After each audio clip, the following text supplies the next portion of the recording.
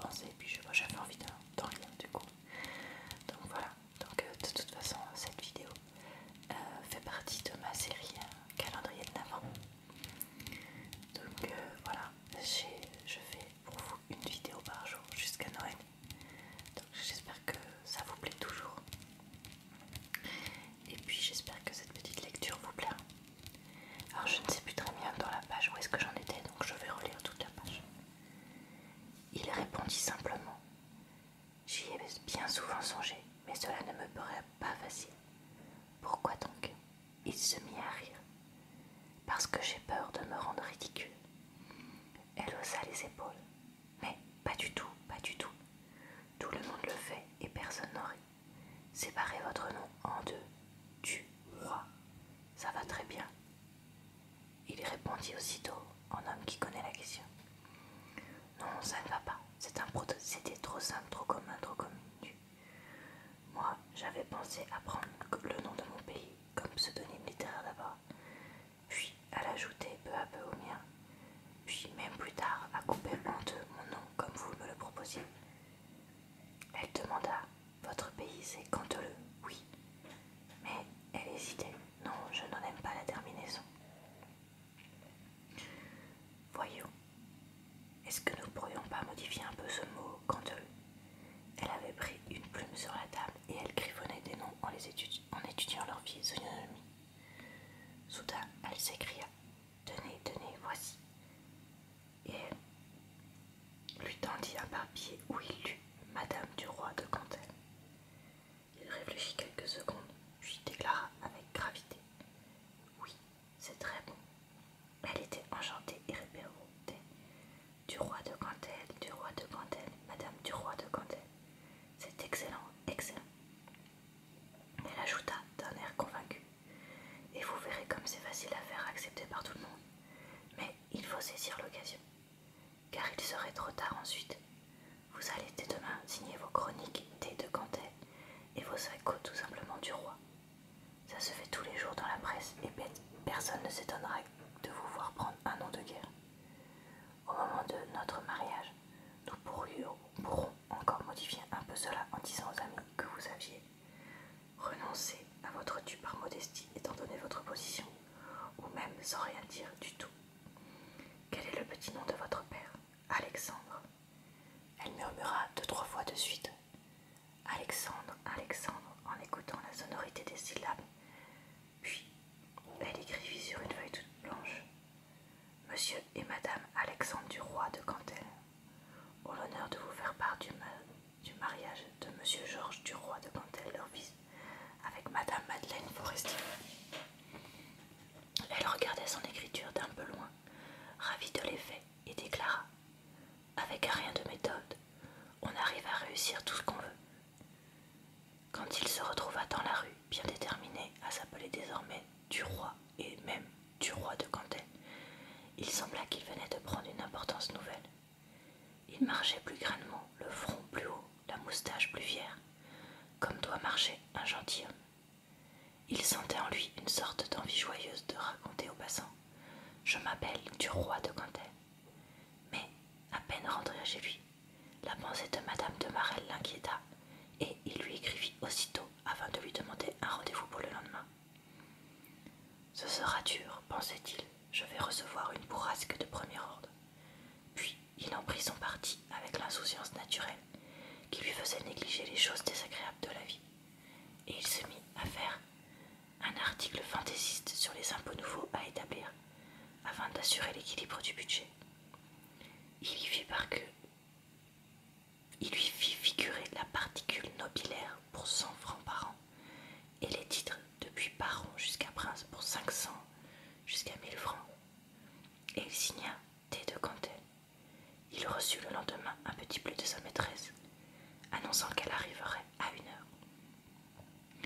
Il l'attendit avec un peu de fièvre, résolu d'ailleurs à brusquer les choses, à tout dire dès le début, puis, après la première motion, à argumenter avec sagesse pour lui démontrer qu'il ne pouvait pas rester garçon indéfinitivement, et que Madame de Marelle s'obstinant à vivre, il avait dû songer... Non, Monsieur de Marelle, pardon. S'obstinant à vivre, il avait dû songer à une autre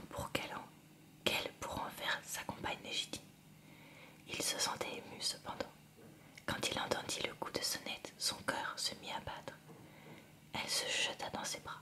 Bonjour, belle amie. Puis, trouvant froide son étreinte, elle le considéra et demanda: Qu'est-ce que tu as? Assieds-toi, dit-il, nous allons causer sérieusement.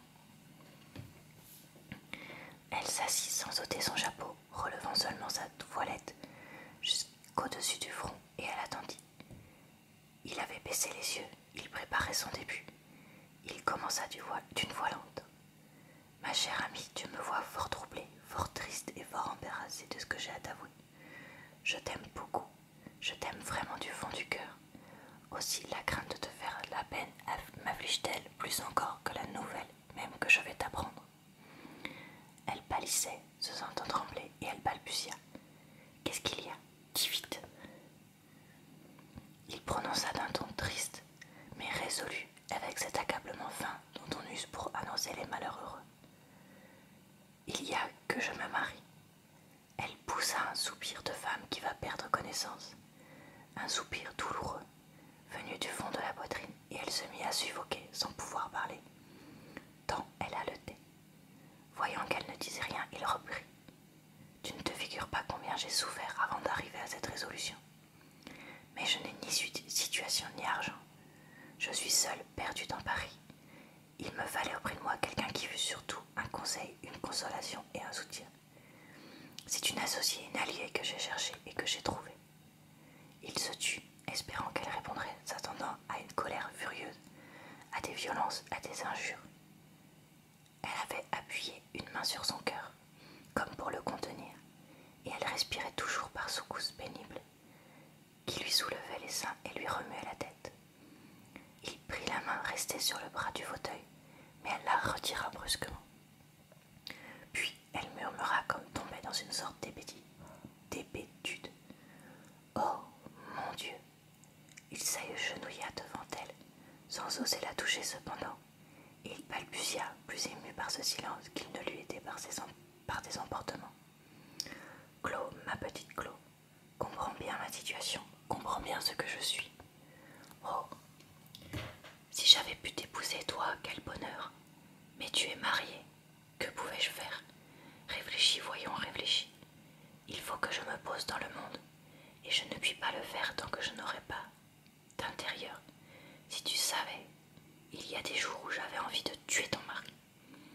Il parlait de sa voix douce, voilée et séduisante, une voix qui entrait comme une musique dans l'oreille. Il vit 2 larmes grossir lentement dans les yeux fixes de sa maîtresse, puis couler sur ses joues, tandis que deux autres se formaient déjà au bord des paupières. Il murmura: Oh, ne pleure pas, Clo, ne pleure pas, je t'en supplie, tu me fends le cœur. Alors elle fit un effort, un grand effort pour être digne et fière, et elle demanda, avec ce ton chevrotant des femmes qui vont sangloter: Qui est-ce? Il hésita une seconde, puis, comprenant qu'il fallait: Madeleine Forestier. Madame de Marelle tressaillit de tout son corps, puis elle demeura muette, songeant, avec une telle attention qu'elle paraissait avoir oublié qu'il était à ses pieds. Et 2 gouttes transparentes se formaient sans cesse dans ses yeux, tombaient et se refermaient encore. Elle se leva. Du roi devina qu'elle allait partir sans lui dire un mot, sans reproche et sans pardon, et il en fut blessé, humilié au fond de l'âme. Voulant la retenir, il saisit à plein bras sa robe, et lançant à travers l'étoffe ses jambes rondes, et qu'il sentit ce roi dire pour résister. Il suppliait: Je t'en conjure, ne t'en vas pas comme ça. Alors elle le regarda, de haut en bas. Elle le regarda avec cet œil mouillé, désespéré, si charmant, et si triste que montre toute la douleur d'un cœur de femme, et elle balbutia: Je n'ai rien à dire, je n'ai rien à dire, rien à faire. Tu as raison, tu as choisi ce qu'il te fallait. Et s'étant engagée d'un mouvement en arrière, elle s'en alla, sans qu'il tentât de le retenir plus longtemps. Demeuré seul, il se releva étourdi, comme s'il avait reçu un orion, sur la tête. Puis, prenant son parti, il murmura: